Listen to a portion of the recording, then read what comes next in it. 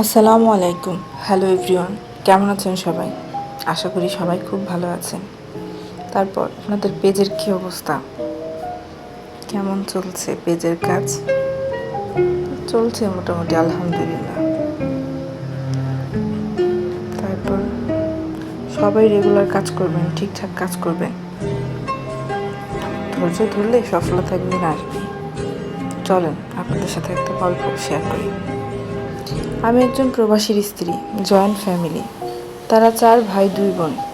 সবার বিয়ে হয়েছে, আমার ছোট ননদ ছাড়া। সবারই সন্তান আছে, আমারও একজন। 4 জনই কর্মজীবনে আছেন। আমি থাকি শহরে আমার মায়ের সাথে। আগে থেকেই ছিলাম, সেজন্য। শহরে থাকি মানে বিলাসী জীবন সেটা নয়। ফ্ল্যাট শেয়ারে থাকি। আমার ভাড়া 2500, কারেন্ট গ্যাস খাওয়া সব বাদ। কারণ মায়ের সাথেই থাকি। আমার স্বামীর মাসিক ইনকাম মোটামুটি কম নয়, মাশাল্লাহ। ঋণ টেনে টাকার আয় পায় না।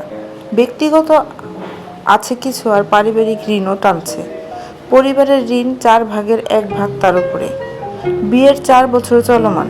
এর মাঝে মোট 2টো শাড়ি, 3টে 3 পিস আর মাসিক প্রয়োজনীয় কিছু কসমেটিক। মাসিক রুম ভাড়া 2500, সেটাও মাসে মাসে দেওয়া হয়ে ওঠে না। এই তার আমার পেছনে খরচ, তবুও আলহামদুলিল্লাহ। এখন ছেলে হওয়ার পর ছেলের প্রয়োজনীয় জিনিস তার বাবাও দেয়, আমার মাও আনে। এইভাবেই চলছে। হাজবেন্ড আমার মাশাল্লাহ, মন তার আকাশ সমান। তার ইনকাম যেখানে 5 টাকা, পরিবারের চাহিদা সেখানে 10 টাকা। মাঝে মাঝে যদি বলি কেমনে কি করবে, তখন আমাকে বলে, বউ এসব বেশি ভাবলে এখানে স্ট্রোক করে মরে থাকবো। বেশি ভাববো না, যেভাবে হোক সব ম্যানেজ করব, দোয়া কইরো। তখন আমার যে কেমন লাগে, আল্লাহ আমার স্বামীর ইনকামে বরকত দান করুক। সমস্যা হচ্ছে তার পকেটে টাকা না থাকলেও বলে না। তাই সবাই ভাবে বিদেশ থাকে, হাতে কখনো খালি থাকে না। কয়বার বোঝানো যায়, বেসিক স্যালারি ছাড়া বাড়তি ইনকাম নাই। মাঝে মাঝেই কাঁদে, তাও বলে, বউ বাড়ির সমস্যা শুনলে মাথা ঠিক থাকে না, কি করব। বোনের পড়ালেখার জন্য আগে কয়েকবার তার হাত খরচের খাবারের টাকাও দিয়ে দিছে।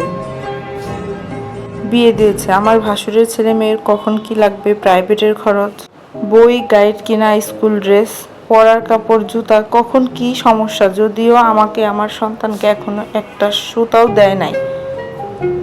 এখন তীব্র গরম, আমার যথেষ্ট জামা কাপড় থাকলে বাসায় রাফ ইউজের কাপড় নেই। 2 মাস ধরে বলতে চেয়েও বলতে পারছি না।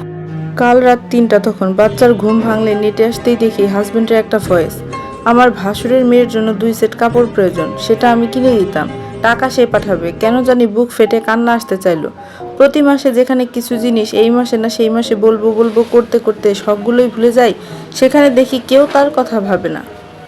গল্পটি সংগৃহীত ফেসবুক থেকে।